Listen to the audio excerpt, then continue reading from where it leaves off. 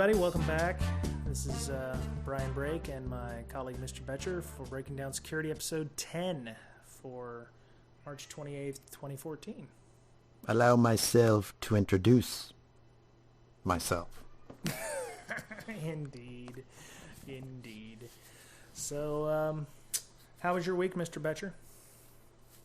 A lot of work. Not bad, though. Yeah? One day at a time, you know? Does the specter of PCI rear its ugly head every day?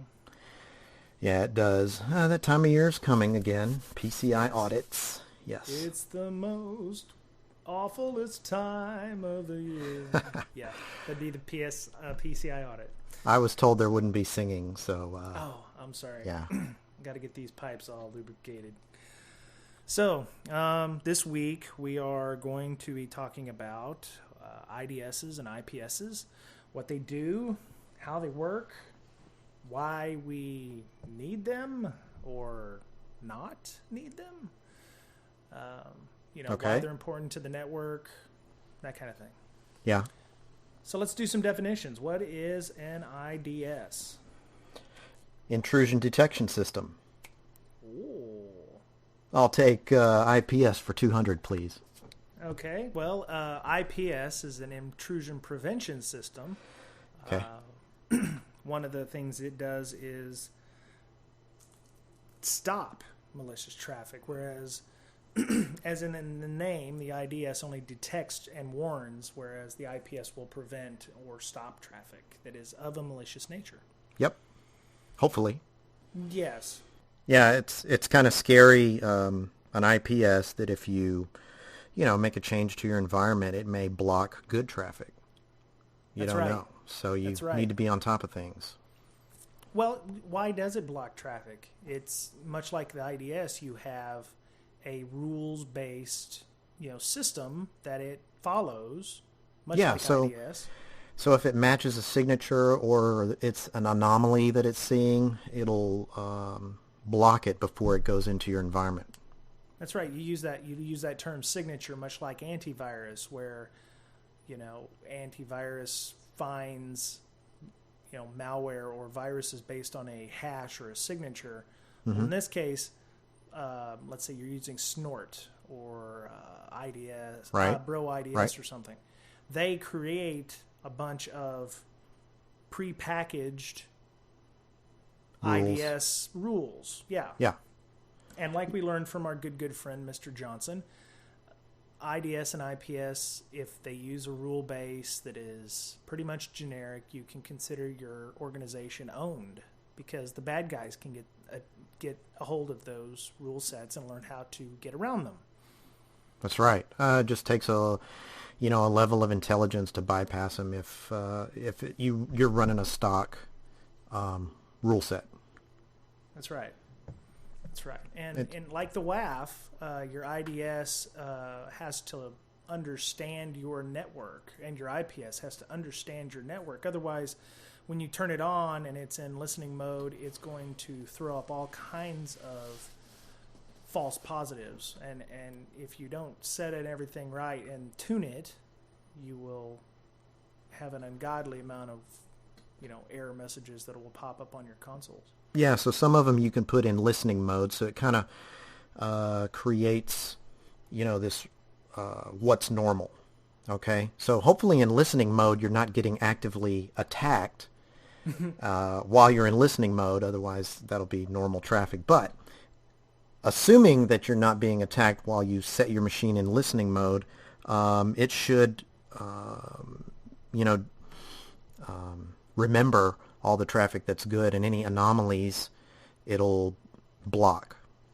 Yeah, that's right. The it only knows what it sees. So if it sees your egress traffic sending out massive amounts of torrent data, it thinks that that's going to be normal. So, or your CEO is surfing porn from his office computer, that's going to be normal to it and flag it as being normal behavior. Yeah. So you run a lot of torrent traffic on my work network? Of course. Why not? But they're all legitimate. All Slackware and, CentOS stuff. Oh, that's cool. That's cool. Yeah. Yeah. All right, so let's talk about IDSs specifically, and then move on to IPSs. Okay. So you've got physical intrusion detection systems, right? So what That's are right. some? Well, one of my favorite is physical security is an IDS. It hinders, because you got to think of IDS as not only from a packet and internet kind of thing where people are getting in, but your building also has intrusion detection and prevention systems. You have cameras, you have man traps where only one person can go in at a time. Oh, Badges. I thought you were talking about like a hole in the ground where somebody knocks on the door and the floor mat goes into like a hole in the ground and they get trapped in there. Okay, Well, I know what you're technically, saying, that's a man trap too. Well, you know the man trap, like when we went to the gun range, that was Yeah. a man trap. Okay. You had to wait until one door shut before you could open the other door. In the case of a physical security man trap, I believe the room is so small that only one door can be opened at a time. You've got all kinds of physical security stuff. You got bollards to prevent vehicles from, breaking into your building. You got guards, dogs, sharks with laser beams, that kind of thing. Although the sharks with laser beams would be a intrusion prevention system, right? Effectively, Yes, they'd be that would be actively defense. attacks. Yeah. Yeah, that would be active defense. Okay. Yeah. Much like the moat in a castle back in old-timey days. That was an intrusion prevention. And they do have moats, too. I mean, depending on how much... I believe the U.S. Embassy... I want to say the U.S. Embassy in London, they actually built a moat around it as a way to hinder vehicle traffic. And that's the way they did it in castles, too. There was one way in, and there was one way in, then there was kind of a back door. But it was always up a ramp because you always wanted to defend going uphill, coming from the top, from the high ground. Right. So a lot of buildings are fortified that way. You've got one way in, one way out as a backup, that kind of thing. Okay, cool. All right. Host-based IDS. What's that? Well, a host-based IDS is something you would put on for if you have a high-profile system and you want to understand what's going on. A lot of that is logging in this case. File integrity, when like our friend Michael Goff was talking about his sniper forensic toolkit, it's a file integrity checker, or another one is like Tripwire. You put those on your hosts, and usually if you have a malware infection, files get changed on the system. That's not always the case, or files get put onto the system. Yeah, or added, right. So, okay, I can see that. Yeah, it's a intrusion detection. Excellent. Right. And you can put Tripwire on there. There's other ones. You could even put Snort on your box as a host intrusion system. It generates a lot of logs, though. I mean, all these things generate like a ton of logs, and that kind of goes back to our podcast about logging. You only want to log what is necessary, because having IDS logs can get massive. Right. You need lots of space. Tons of space. A lot of space. Yeah. All right. So what's the third one? It's one we all love and loathe. Oh, yeah. Network-based, right? That's right. So that'll be off a spanning port or inline, so it'll sniff the traffic. I guess that's why Snort got its name, right? It's something that's snorting your network. That's right. It's sniffing the packets. Sniffing the packets, yep. Sniffing the packets. Yeah, Snort, there's one that I just found out about last year. I hadn't even heard of. Apparently it's really popular. Is Bro IDS. It's a free IDS. And Snort is too. You can get the community version of Snort. Okay. And the company behind it, SourceFire, creates a professional Snort that comes in an appliance format, and they call it a sensor. So what they look for, what the network-based IDSs look for is buffer overflows, stealth port scans, CGI attacks, SMB probes, Nmap probes, my favorite, fragment attacks and OS fingerprinting That's attempts. Right. I've been hit by that Nmap probe a few times. Never set it to T5 in your Nmap. It tends to set off your IDS and cause emails to be sent. It's a little too aggressive. But there's ways to get around that, which we may talk about in the future. Mm-hmm. Oh, yeah. Yeah. So let's talk about the benefits of IDS. Sure. Well, you're able to detect threats in real time, right? You can either have it send you an email or a page or whatever, tell your 24/7 SWAT team, hey, we're being attacked, you may want to look at it, or potentially. Mm-hmm. Yep. It allows you to act on that threat. That's right. That's right. You can log network activity as well. What were you going to say? Yep. Well, I was just going to say that I know a lot of compliance frameworks require network monitoring. Just as a, I know our good friends over at the PCI group made sure that kind of language was put into their compliance framework.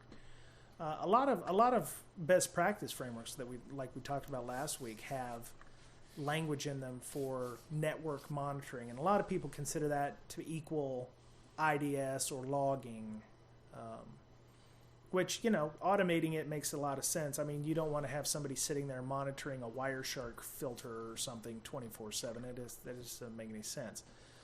When 99% of that stuff probably is going to be people making normal connections to the network. Yeah. So the automation is good, so you don't have to spend a ton of money on people who are just going to watch TCP dump or Wireshark. Okay, yeah. So yeah, it's part of a lot of frameworks out there. It is a best practice. I mean, if you should be able to detect when you're being attacked. All right, and the negatives. What are some negatives about IDS? Well, I think the big one right out of the box is they're not cheap. I mean, unless you use a free one, but in most enterprises that look for, that do enterprise level monitoring, most organizations want you to have a support contract, and you telling them, hey, it's free, but we have to maintain it ourselves is not a very,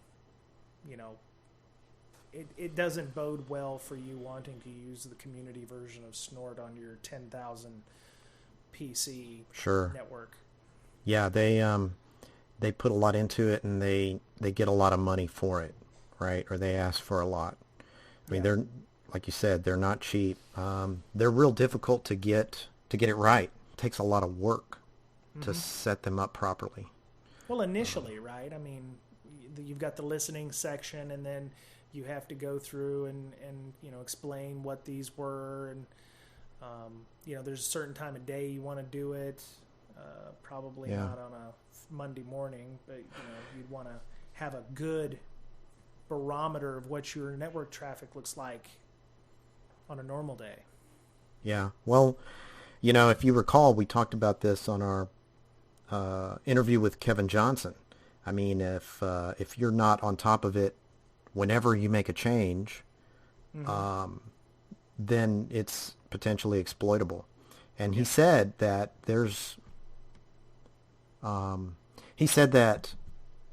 almost every time he's been able to bypass IPS.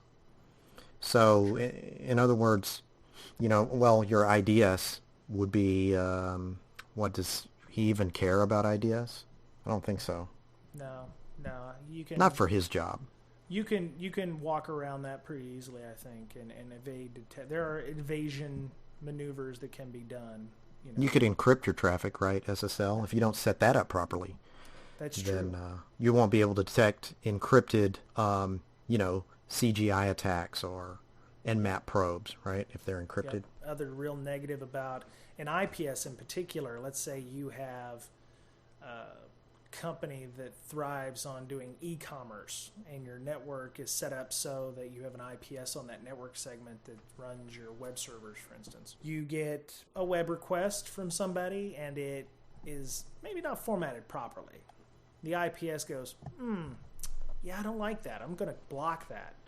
Well, you possibly lost a customer, probably lost a sale, and you can block legitimate traffic that you don't want to block necessarily. And Yeah.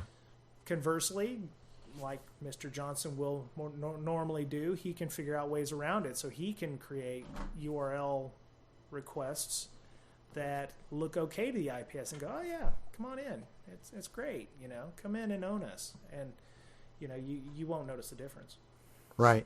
Well, what else? So, It almost takes dedicated personnel to do the initial setup and training, and it almost takes dedicated personnel to maintain it as well.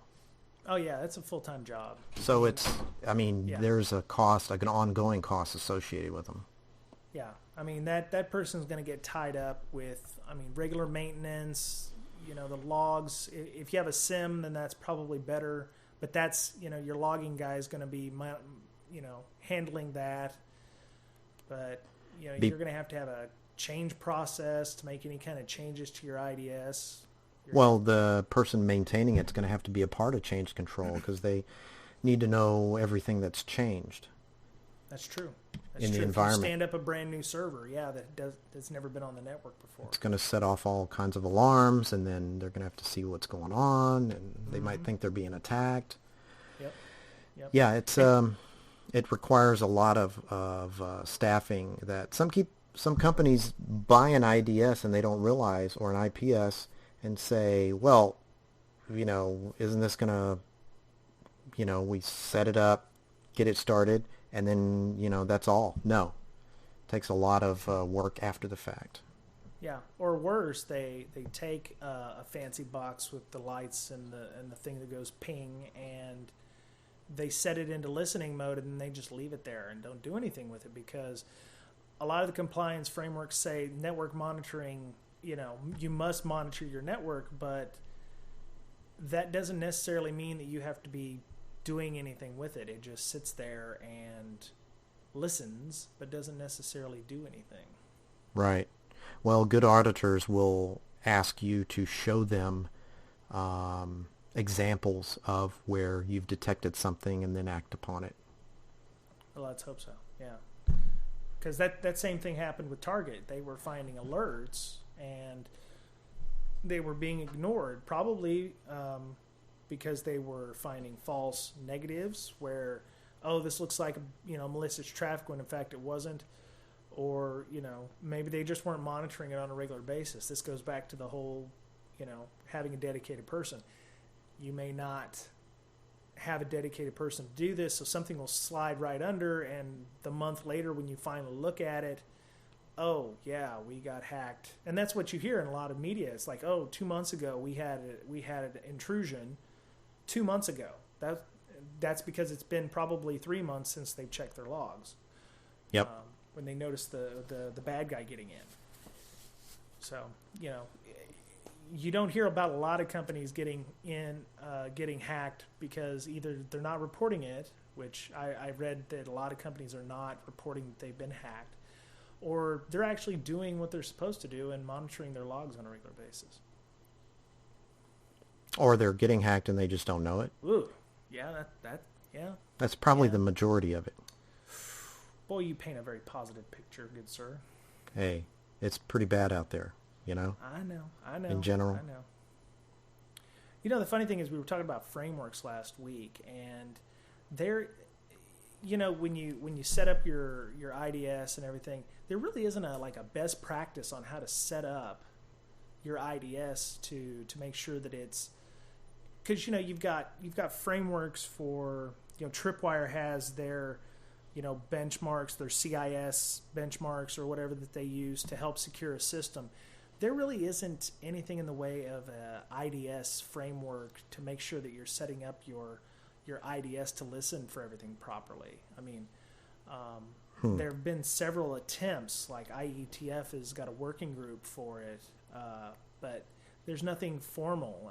It's in the very early stages, and IDSs and IPSs have been around for almost as long as the internet. I think Dragon IDS was started. Way back in the day. I don't want to even give a date because I know I'm probably going to be wrong. But I know that Dragon IDS was one of the first, and it's back when I was just teething and from what I remember. Yeah.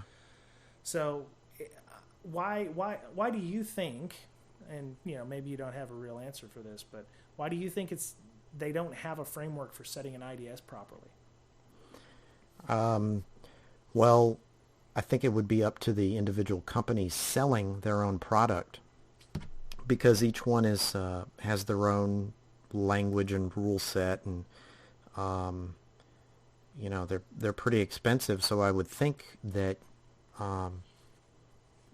companies would offer their services as part of a package, right? So they would have experts at your disposal to help you set it up.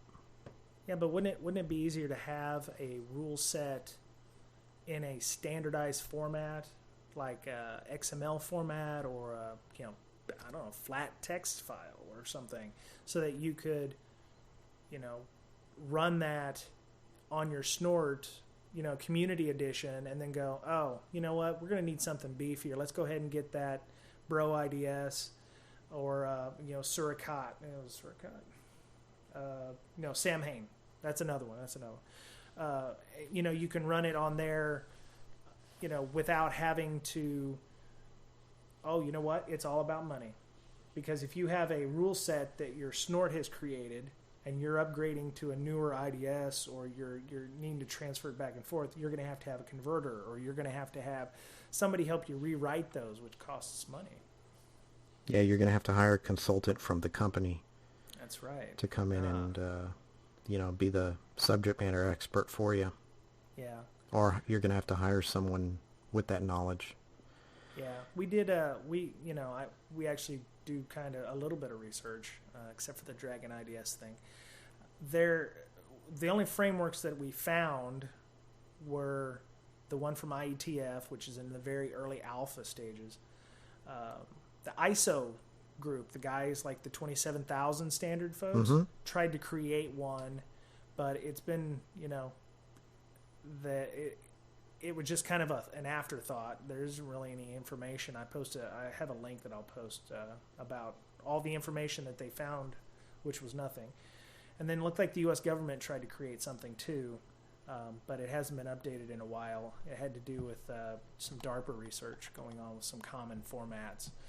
But they haven't been able to find anything, nothing solid, nothing, hey, let's get out there and make sure that everybody, wants it. Maybe there's just not a call for it. Maybe everybody's, maybe it's a camp like, hey, you've got your, Mac fanboys, you've got your not Apple, but your Microsoft fanboys over here. Maybe you got people who, we're Snort team, we're, team Bro IDS, we're team Samhain, we're, maybe once you start down that road, you don't want to ever go to another version, and there's no reason to have a draft or a framework for that. I don't know. I haven't looked at the rule sets of several different ones to see how, if they are somewhat similar or if they're completely different. Well, I know with firewalls, like if you look at a Juniper firewall ACL and a Cisco firewall ACL, they look very much the same. It's not like going from Chinese to English or from Arabic to English or whatever. Well, I think they're a little bit easier, right? You got to, from, port, and protocol. True. With an IDS, there's so many more things that could go wrong. And then an IPS, there has to be a long chain of events take place before it'll flag something. So it may be highly involved. That's true. It's like you've got learning another language, Oh yeah, I've had to deal with that in the last year and a half. I've been eating, breathing, and sleeping Cisco ACLs, so I totally understand that. I dream about them in my sleep, so it's pretty sad. You've got to have your IDS has got to be fast when you're doing it. So anyway, back to the framework thing. If someone was to create a framework, it's got to be based on common formats, like something that everybody can understand. kind of like the Cisco thing, and the Juniper thing. It's got to be, how is it now? You have source, you have destination, it was on a port. You have the warning that was popped off, so you have like the message alert, and then you have usually the payload or the packet that shows that it was, what the naughty bits was. That could be pretty much automated the whole way around. You could almost create a grep or a shell script, something easy enough that would be able to just populate certain fields. I would imagine. I don't know. You may be oversimplifying it. I bet you it's a lot more complicated than that. Really? to be able to detect potential threats. I don't know. That might be an interesting might be an interesting topic we can find. Something to research. Yeah, if you're an IDS jockey out there, and you want to come on and help set the record straight, we would be more than happy to have you on. So, is there anything we missed? I know that we talked about how to set them up. So the rule sets that come with the IDS, they're, we talked about how they're kind of like antivirus, where they work upon hashes, and then some of the newer ones work on statistical versus anomalous readings. Yep. So you download them like an antivirus signature on a regular basis, right? Yeah, you would. The companies that manufacture them would put up updates, based on new attacks or things they recently discovered, add it to their rule set or signature set. The statistic ones, obviously, you have to put them in learning mode for a while, and then they find out what's abnormal, like we said. Yeah. Then, if you add a new feature to, say, your website, you'll have to account for that because it will be an anomaly the first time it gets set up. So you may have to put it in learning mode again. Well, it almost seems like, because we have rule sets and everything, that having an IDS is about as useful. I mean, why do we paint antivirus as such a bad guy that doesn't do anything, that doesn't protect? Our good friend Michael Goff says it protects against, 3 to 4% of the, items out there, the malware, the viruses. That the APTs, yes. Yeah. So why does IDS get a pass? Because it seems like this is the same thing, but with antivirus, or with packet analysis. Why does IDS get a pass? Because if it's so easy to bypass them, why aren't they getting the same poo-poo that AV does? You mean IPS? I think either one. I think it takes hardened professionals, for lack of a better term, to build and maintain them. I mean, you got to live, like you said, live, breathe, eat, and sleep this, IPS. Otherwise, it's not going to work. I don't know. I guess it's that not many people deal with them. Everybody deals with antivirus because it's so common. It's on their own desktop. That's true. I guess you don't have antivirus on, you don't have your IDS expiring after 90 days when you buy a brand new computer. It's always right. being updated. Yeah, I mean, they're pricey. They take a lot of work. I don't know why they don't get as bad a rap. I mean, they're just not as well known, I guess. Well, they're probably I would imagine they're probably a bit more low key than the AV stuff is, so they kind of hide under a bushel. And a lot of those IDS and IPS come from open source, so those people, take a bit more pride in their code than the virus, people. Yeah. But it would amaze me if there wasn't a virus total for IDS, definitions out there. Like you could submit your, antivirus to this, I don't know, IDS total we call it, and oh yeah, that'll get through the IDS sensor, or yeah, that'll get through the IPS, and that got through our IPS, and it wouldn't surprise me if they have people out there who are actively passing around malware to see if it gets past certain IPS or IDSs. Yeah, well, I know they have certain, I guess, IPs out there that if you're trying to talk, or like if your computer is trying to talk to a certain IP address, that's flagged as a threat, a malware, like trying to phone home, that sort of thing. So they do have those, and those you mean can be like, blocked or like detected.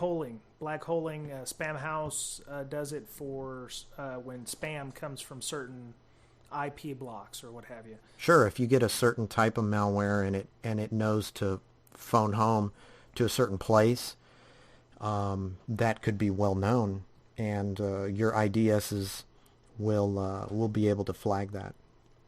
So you can also set your IDS or IPS up to, if it notices malicious traffic coming from an external source address, it can communicate with your border routers to automatically cut that connection, I would imagine, right? I'm not sure if it will do that. I know that IDSs will alert on that, and it's typically traffic going back to them, and then the IPS should block it. Yeah.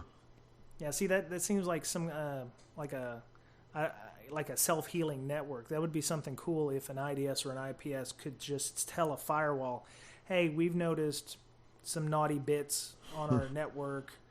We're 85% sure that it's okay or not okay. Yeah, Go ahead and block it. You may want to get rid of your any rule or something. Yeah.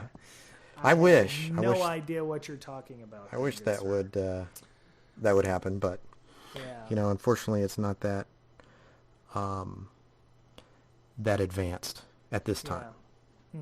Well, maybe somebody from our good friends over at SourceFire or whatever will listen to this and go, "Hey, that's a good idea. Let's get with the firewall manufacturers and make that happen." We're making history.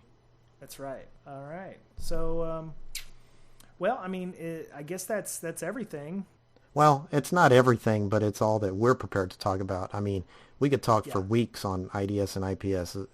I mean, I was thinking about all the different topics that we could talk about, and there's such a wide breadth of things to talk about security. I mean, we could, man, there's so much. I could never learn all this stuff, Well, like you just said with your busy work week, you just got to take it one day at a time. You got to take one topic at a time. So that's right. My problem is I've been trying to work on this video that I talked about last week, and I don't know if it's because it's something I've never done before, video editing, and also putting up, online video that I don't have to edit. But I'm getting this whole thing that, if when I go to post it, I'm like, ugh, it probably sucks. I probably need to go through this again and do the. Yeah. So I'm getting the oh, this is not going to be good enough. Everybody's going to laugh at me.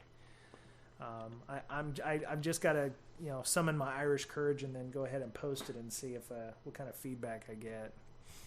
So it will be up shortly. I hope before or after this podcast. I don't know. We'll see. All right. I'm going to post it to YouTube. So well, that was it for this week's episode of Breaking Down Security, episode 10. Woo! Made it to 10. Big 10. Yeah. Only 100 million to go, or whatever. Oh, man. You think we'll still be doing this when we've got walkers and depends and stuff? Walkers maybe. Depends, probably not. I'll probably quit before then. It depends if you'll have depends. That's right.